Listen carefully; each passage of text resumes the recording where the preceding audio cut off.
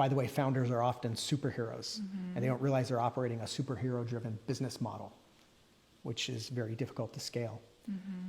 But the reason we don't engage in those things first and go full-blown strategy and execution protocols is because we need a foundation of something to work with.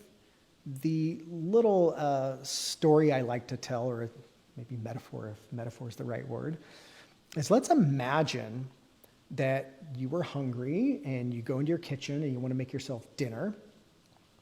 And you couldn't go to the store, you just had to work with what was in your kitchen. Would it be beneficial if you started dreaming up things you'd like to have for dinner? Or would it be beneficial if you first looked at the ingredients in your cupboard and in your refrigerator?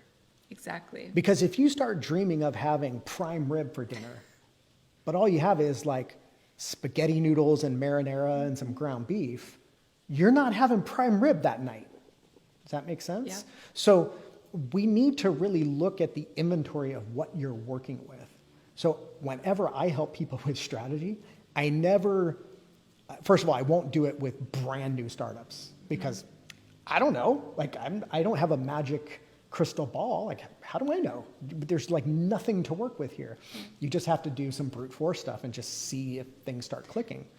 But once we have something to work with, I want to create a strategy that's based on the strengths that are being exposed and the passion and the obsession that's starting to work, the value that clients are finding in what you're providing. We can work with that and start to create something from it. I'm not a fan of approaches where, as part of the strategy, you kind of just define pie in the sky, the biggest, most expansive things you can ever imagine in your